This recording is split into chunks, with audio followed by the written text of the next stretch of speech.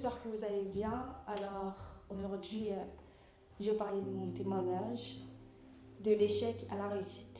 J'espère que ça va vous plaire et let's go en fait. Avant de réellement parler de mon témoignage, je vais vous répéter qui j'étais avant, qui j'étais au départ, afin que ça puisse vous faire entrer dans le contexte. Du coup, je m'appelle Edoucée. À l'époque, j'étais une personne assez timide, très renfermée sur moi-même. C'était très très dur pour moi. Je me faisais un peu harceler, si je peux dire ça comme ça. Ça a été très compliqué. Arrivé en CP, l'école c'était déjà difficile pour moi. Je passais pratiquement la moitié des cours chez un psychologue pour enfants parce que on disait de moi que j'étais une personne qui n'avait pas la même manière de réfléchir comme les enfants normaux. Pour eux, j'étais une personne qui réfléchissait pas comme eux, qui avait du retard, alors qu'en réalité, tout se passait bien. Je ne sais pas quelle était la chose qui a fait que ça s'est passé comme ça, mais en tout cas, ça a été une grande lutte pour moi. Du coup, ça m'a fait redoubler ma CP. Ça a été très difficile pour moi d'avoir redoublé, mais je me suis dit, bon, c'est pas grave et tout, on essaie d'avancer et c'est ok. Plus les jours qui passent, plus le temps passe, plus je commence à monter mon niveau d'école, mon niveau d'études. Arrivé en CM2, tout a basculé, tout a changé. Au début, ça se passait plutôt bien, mais dès que je suis arrivée en CM2, c'était catastrophe. Ma prof avait dit à mon père que ça n'allait pas être possible pour moi de rentrer en sixième parce qu'il pensait que il voyait que j'avais pas les capacités pour et que j'allais pas réussir, etc. Et ça a été très difficile pour moi parce que je me suis dit, je me retrouve encore une fois à avoir un échec scolaire. Je me retrouve encore une fois à vivre ma scolarité pas comme les autres. C'était énormément difficile et je me suis dit, bon, rebelote encore une fois. Je me retrouve encore à vivre mes études comme un échec. Finalement, je me suis dit, mais en fait, je vais jamais avancer, je vais jamais réussir à rendre fiers mes parents, à me rendre fière moi-même aussi. Une chose qui s'est passée, c'est que lorsque c'était la réunion parents-prof, ma prof principale a dit à mon père que j'allais pas aller en sixième, que ça allait pas être possible. Là où moi je le voyais un peu à terre, mon père il avait foi. Il avait foi en moi, il avait foi en Dieu, mais il a dit à ma prof qu'elle va aller en sixième et vous allez voir qu'elle va réussir. Vous connaissez les profs qui ne croient pas trop, qui sont là en mode non, mais non, c'est faux, non, mais vous êtes trop têtu, etc., etc. Vous connaissez. Au final, par la grâce de Dieu, Dieu a configuré les choses, Dieu a fait les choses comme il se doit. Et il a permis à ce que je puisse rentrer en sixième, par la grâce de Dieu. Et je rentre en sixième et je commence à faire une crise d'identité. Moi qui pensais que la sixième allait être quelque chose de bon pour moi, en fait, pas du tout. Je rentre dans une crise d'identité comme pas possible.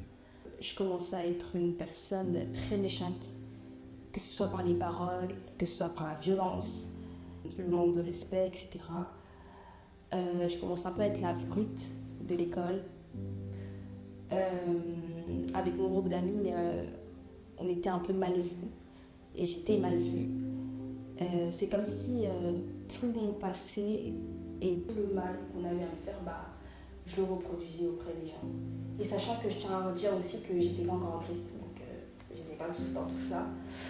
Donc ça a été catastrophique. J'étais très violente, très très violente. Je pouvais me battre avec les gens, je pouvais frapper des gens, etc. Ça a été très compliqué parce qu'en fait, je me laissais influencer par les autres. Je me rendais pas compte parce que je me disais que là, on m'apprécie comme ça. Parce qu'en fait, je cherchais beaucoup à avoir de l'attention parce que j'ai pas eu cette attention-là quand j'étais petite. Pas par ma famille, mais je parle par mon environnement, etc. De me retrouver dans un cadre où je me sentais un peu vue, je me sentais un peu remarquée, je me sentais un peu aimée. Ça a été un peu dans ce sens-là. Mais sinon, niveau école, c'était plutôt pas mal. C'était bien. Je pense que c'était bien. Plus les jours passent, plus les jours avancent. Et plus je me rends compte qu'en fait, la personne que je suis, la personne que je suis de 6e à 5e, finalement n'est pas réellement moi. J'ai comme eu un déclic qui a fait que je me suis dit, mais en fait, Exaucé, c'est pas toi, t'es pas une personne comme ça de base. Donc, faut que tu changes ça. Et entre-temps, mon père me parlait beaucoup de Jésus. Mon père était à fond derrière moi par rapport à ça. À chaque fois qu'il revenait les vendredis, il y avait toujours des petites paroles pour moi, etc. Mais moi, je voyais pas trop ça.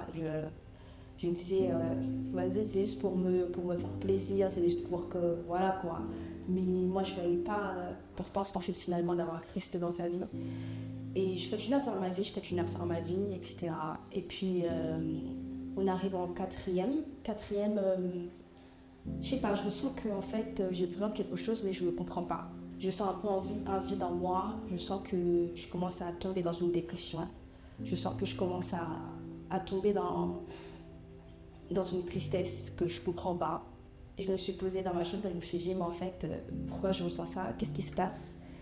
Et un jour, mon père m'a raconté une histoire. Et cette histoire, elle m'a énormément touchée. Une chose qu'il m'avait dit, c'est que Dieu toque à ta porte. Depuis très longtemps, il veut rentrer, mais c'est juste que toi, tu n'ouvres pas la porte. Il le disait. En fait, je sentais que c'était pas mon père qui me parlait. En fait, moi, je sais pas, je sentais que c'était tellement beau. En fait, c'était tellement beau, c'était tellement pur, c'était tellement waouh que je me dis, mais c'est mon père qui me parle ou c'est pas mon père qui me parle, vous voyez. Et un jour comme ça, je me dis, bon, bah, je vais aller marier à Christ. Et quand j'étais mariée à Christ, tout a chamboulé, encore une fois. À l'école, ça se moquait de moi parce que j'avais été mariée à Christ. Parce que pour eux, j'étais trop jeune pour le faire. Et que c'était trop bizarre de le faire, etc. Mais moi, je m'en fichais, je calculais pas. Et plus les jours avancent, plus les mois avancent, et plus je me rends compte qu'en fait, finalement, j'ai un peu abandonné Christ. Je me suis un peu éloignée. Et je vivais ma vie comme je la vivais. Et arrivé en 3e, quelque chose sont passées. Chamboulement total, incompréhension totale. Arrivé en 3e, j'avais une prof principale. Ma prof principale, c'était comme si c'était mon ennemie en fait. Elle m'aimait pas, elle me supportait pas. Tout le temps c'était moi alors que je faisais rien. C'est comme si elle faisait tout pour que je ne puisse pas passer à une autre étape à l'école, passer en seconde. Elle faisait tout ce qu'il pouvait, elle pouvait le faire pour que je ne puisse pas passer ma seconde. Et à chaque fois, elle me donnait des mauvaises paroles. Elle me disait énormément de mauvaises paroles. Tout le temps, elle disait que oui, toi, tu vas pas réussir, toi, tu vas pas aller loin, que toi, tu vas rester à ta position, tu vas jamais réussir, tu vas jamais monter de classe. Elle me disait beaucoup ces paroles-là, elle me disait de toute façon, toi, tu vas redoubler, etc. Et en fait, plus elle me disait ça, et plus je me disais, mais comme ça, une prof, elle vient me voir et me dire que toi, tu vas échouer, toi, tu vas pas réussir, toi, tu vas redoubler. Pardon. Donc, à quel moment, en fait? C'est comme si ça m'a mis un coup. Plus les jours passent et plus ça commence à tourner dans ma tête. Plus ces paroles elles montaient dans ma tête, plus ces paroles elles tournaient dans ma tête. Et plus je commençais à l'accepter. Et comme je vous ai dit tout à l'heure, n'oubliez pas que j'avais pas du tout confiance en moi. Toutes paroles qu'on disait, je les prenais. Parce que je me disais, en fait, finalement, je suis comme ça. Ça a été un cercle très vicieux, ce moment-là de ma vie. Et j'aimerais faire une petite parenthèse à dire à une personne que toute parole qu'elle vous dit ne définit pas ce que Dieu dit de vous. Tout ce que les hommes peuvent dire de vous ne définit pas ce que Dieu a dit de vous et que ce que Dieu cache de vous. Et l'importance d'avoir confiance en soi, c'est quelque chose de très très important. Et j'aimerais vraiment encourager une personne à parfois, lorsqu'on utilise des mauvaises paroles, de savoir refuser ces paroles. Parce que moi, à l'heure d'aujourd'hui, ça a énormément affecté ma vie. À chaque fois qu'elle me disait que j'allais redoubler, au final, j'ai redoublé. Parce que c'est comme ça, en fait, elle a laissé cette parole-là et ça a comme porté du fruit en moi. Et, du coup, ça a été très difficile d'accepter encore cet échec scolaire. Pour moi, je me disais, allez, rebelote, encore un échec. Finalement, on ne va pas s'en sortir. Finalement, en fait, pour moi, j'avais plus espoir. J'avais plus du tout espoir. Pour moi, je me disais, c'est fini, c'est la fin. Finalement, est-ce que j'ai envie de continuer mes études? Est-ce que j'ai envie d'arrêter? C'était trop pour moi et ça me faisait tellement mal au cœur de me dire que j'ai échoué. On est arrivé au brevet, fin du brevet et qu'on donne les résultats pour savoir où tu vas dans quel lycée. Je voyais que j'avais pas de lycée. J'ai eu tellement mal au cœur que j'arrivais même pas à dire à mes parents. Que moi je me disais c'était encore un échec. J'étais encore en train de décevoir mes parents, j'étais encore en train de me décevoir moi. Et je me disais qu'en fait finalement tu n'étais pas avec moi. Finalement, il y a Dieu en fait. J'ai plus envie d'entendre parler de Dieu, franchement. Dernière chose que j'ai envie d'entendre. Et ça a été très difficile pour moi. J'en ai pleuré. Ouais, j'en ai pleuré. La première personne à qui je l'ai dit, je crois que c'est à mon frère. Direct, quand je l'ai su, je l'ai appelé et j'étais en pleurs. Parce que je me disais qu'en fait, finalement, l'échec et mon identité, l'échec et mon nom, finalement, et que j'allais vraiment pas avancer. Et c'est lui qui m'a poussée à me dire que je devais me dire à mes parents, même si c'était quelque chose de dur, mais que je devais quand même le faire. Et après cette étape-là de ma vie, du coup j'ai redoublé, du coup j'ai changé d'école. Mais je sais pas pourquoi, mais c'est comme si cette école c'était un peu là où Dieu voulait que je sois. Parce que mon père me disait toujours que quand j'étais dans mon ancien collège, mon père me disait toujours exaucer, vu qu'on a déménagé, va dans ce collège-là, ça va être mieux pour toi. Tout a parlé de ça, tout a parlé de ça. Et moi je ne voulais pas parce que je me dis, en fait, je laisse mes amis, je laisse les gens qui sont autour de moi et tout, c'est nul quoi. Et au final, quand je me rends compte de ce qui s'est passé, je me dis, en fait, finalement, j'aurais dû écouter mon père parce qu'alors que je me tuer, Dieu m'a ouvert les portes. Et franchement, incroyable. Mais je saute un peu les étapes, donc on revient au départ. Alors, du coup, je rentre dans cette nouvelle école. Ça a été un peu difficile pour moi de reprendre la marche, de reprendre la pente, etc. Ça a été très difficile pour moi. Mais je me suis dit, on essaie encore une dernière fois, on laisse encore une chance à Dieu, on laisse une dernière chance à tout, et on fonce, et on verra les résultats. Et là, c'est ce que j'ai fait, et je me suis retrouvée à avoir un brevet, par la grâce de Dieu. Sachant une chose, j'ai oublié de préciser, mes notes, elles étaient pas très stables. Elles étaient un peu oui, un peu non, un peu oui, vous voyez. Et j'avais pas des bonnes notes partout, j'étais pas forte dans toutes les matières. Et vu qu'on s'approchait du brevet et on s'approchait des vœux pour le lycée, moi j'avais mis qu'un vœu. Je sais pas pourquoi, en fait j'avais foi que moi, exaucer, j'allais dans le lycée quand je voulais tant aller, je serais là-bas. Et en fait j'ai mis ma foi en action et j'ai dit on va mettre que ce vœu-là et c'est fini. On me convoque chez le proviseur pour me dire oui, exaucer, tes notes ils sont pas ouf, je vois pas pourquoi tu mets un seul vœu. J'ai fait monsieur, moi je vais aller dans ce lycée, ne vous inquiétez pas. Une fois, deux fois, trois fois, il veut rien comprendre. Je me dis monsieur, laissez mon choix, c'est mon choix finalement, donc laissez-moi mettre ce vœu et je veux ce vœu. Il essayait encore. Je me suis dit pour qu'il te laisse en paix, rajoute des vœux et tout, mais sinon en premier vœu, tu mets le lycée que tu veux être et que tu as toujours voulu aller. Et du coup, je l'ai mis et tout. Sachant que le proviseur aussi, il ne croyait pas en moi. Il pensait que j'allais pas avoir de lycée si je continuais à laisser un seul vœu, etc. On arrive, le brevet est fini, les examens du brevet sont finis, donc il fallait que chacun prenne ses inscriptions pour le lycée à laquelle il a été accepté. On arrive à mon tour et je vois que c'est le proviseur qui me tend mon dossier. Il me dit félicitations, il me dit tu vas au lycée que tu as toujours voulu aller. Je l'ai regardé, je dis vous avez vu monsieur? J'ai dit au monsieur, vous avez vu monsieur? Vous n'avez pas cru, hein. Vous avez vu quand il vous dit monsieur? En fait, J'étais contente, j'étais choquée et j'étais contente à la fois. J'ai dit, mais monsieur, vous avez vu ou pas? Quand on dit qu'il y a un Dieu qui existe, c'est qu'il y a vraiment un Dieu qui existe. Sachant que quand mon professeur il me disait ça et tout, j'avais foi devant lui, mais dans ma chambre, j'étais en train de me faire intercéder. Parce qu'en fait, j'étais tellement stressée, j'avais tellement peur. Mais je me dis, il faut pas que je mette ma peur devant le proviseur.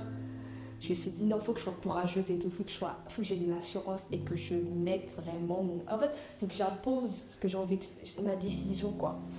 Et là, j'ai eu les essais que je voulais, j'étais énormément contente, j'étais très très contente.